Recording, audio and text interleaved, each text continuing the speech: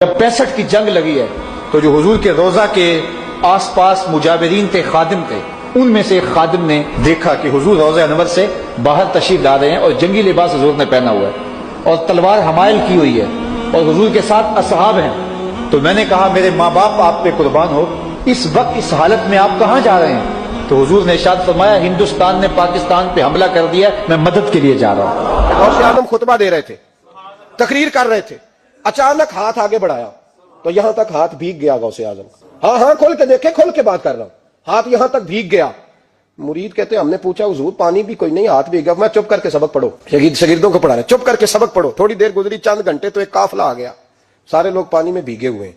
حضور غوث اعظم کے سامنے کھڑے ہوئے، کہا حضور آپ نے بڑی کرم نوازی فرمائی، بڑی کرم نوازی۔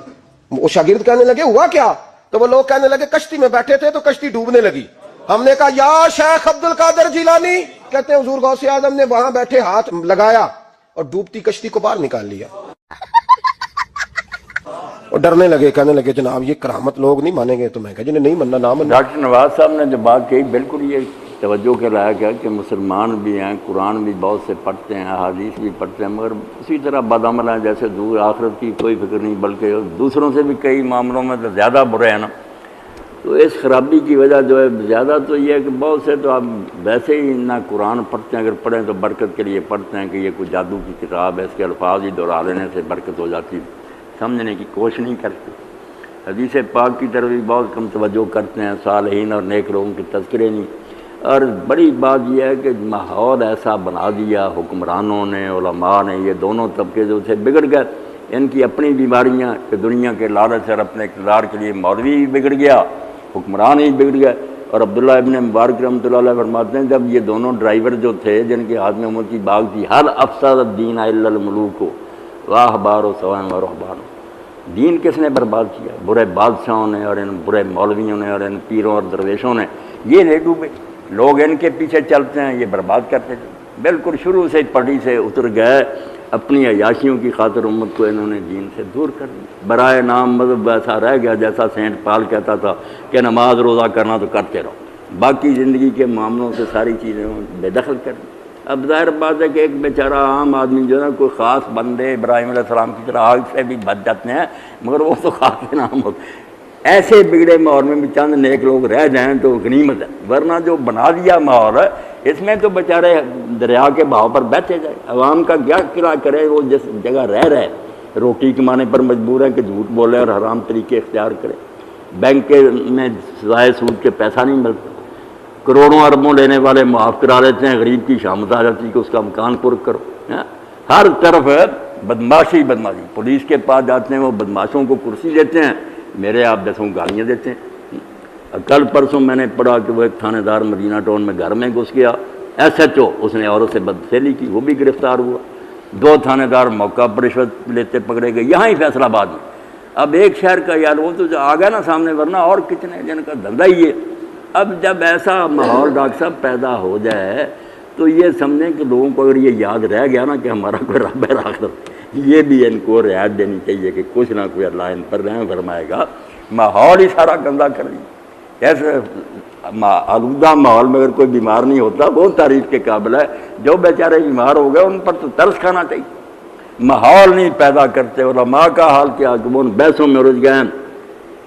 میں جانتا ہوں جماعت کا حشر کیا ہوگا، مسائل نظری میں الجھ گیا ہے۔ بڑے بڑے علماء حضور کا پیشاب لوگ پیتے تھے، حضور کا پخانہ کھاتے تھے، بھئی امت کا کیا سمرتا ہے لوگوں کو خوش کرنے کی۔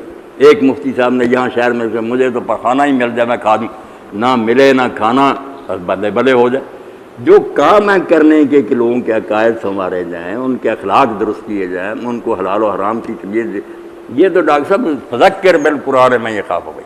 اس وقت بھی تذکیر کی ضرورت تھی، بار بار یاد، اسی لیے قرآن مجید میں مضامین کی تکرار کیوں؟ ایک ہی بات بار بار آ رہی ہے۔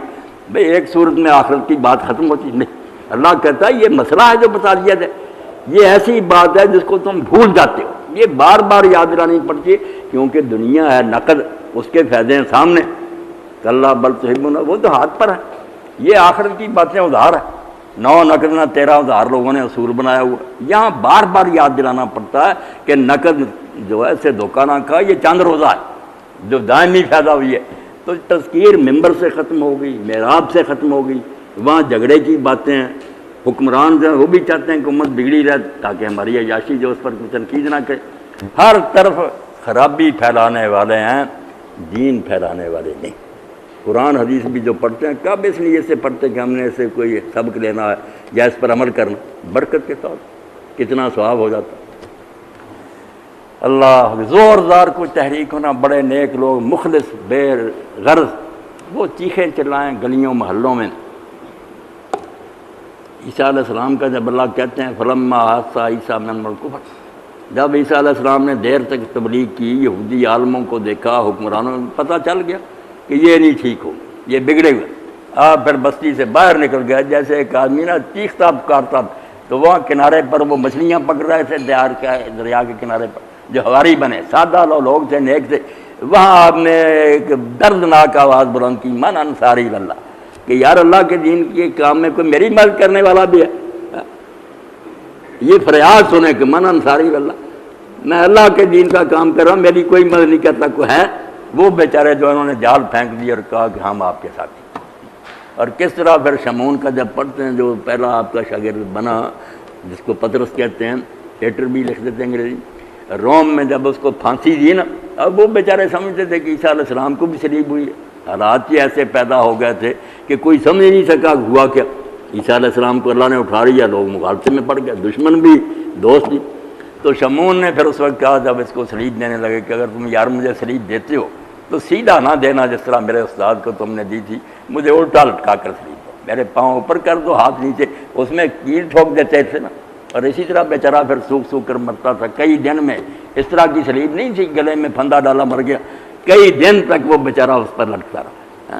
وہ جو مچھیرے تھے وہ مان گئے عیسیٰ علیہ السلام کی بات پر، انہوں نے دھیان دیا کہ اللہ کے پیغمبر اگر کوئی تیرا مددگار نہیں ہم ہیں، مگر وہ عالم نہیں مانے، حکمران نہیں مانے، الٹا آپ کو صلیب دلانے کے لیے جب گورنر کے پاس گئے پیلاطس کے، بڑا مجمع ساتھ، عوام کو بیوقوف بنایا ہوا تھا کہ یہ گمراہ ہے، باپ دادے کے دین کو بدل رہا۔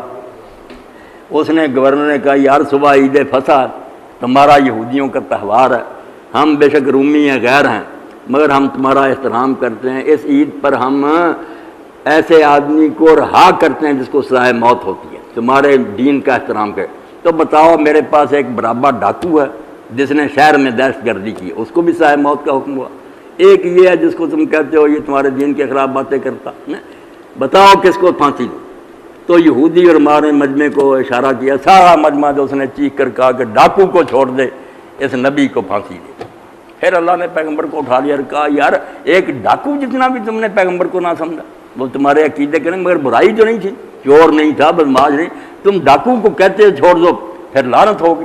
اور کس طرح پھر آ گیا ٹیٹس رومی، نہ مسجد اقصی رہی، نہ یروشلم رہا، اینٹ پر اینٹ بدگیر سارے قید ہو کر چلے گئے۔ تو لعنتی ہو جاتے ہیں لوگ، یہ ملا اور پیر جو ہیں گمراہ کر دیتے ہیں، حکمران کر دیتے ہیں۔ ان کا یہی ہوتا کہ لوگ بیوقوف بنے رہے، ہمارا اردو سیدھا رہے۔ اگر لوگوں کی آنکھیں کھول جائیں پوچھنے لگے کہ مولوی صاحب یہ کیا ہے، قرآن میں دکھاؤ، حدیث رسول نہیں، تنقید نہیں سننا چاہتے، بس مانتے جو ہم غلط ہے کیا۔ تو ان کو جو قتل کیا نا مسلمانوں نے، باقی نہ رہی تیری وہ آئینہ ضمیری، اے کشتہ ملائیو سلطانیوں پیری۔ اقبال کہتا تو مارا ہوا تین نے چھری چلائی ہے، ملا نے اور پیر نے اور سلطانوں نے، اس لیے تیری وہ جو روشن ضمیری تھی کہ ہر صحیح سمجھتا تھا، ہر غلط بات پر وہ باقی نہیں، اندھا کر دیا شیشہ مسلمانوں۔ اللہ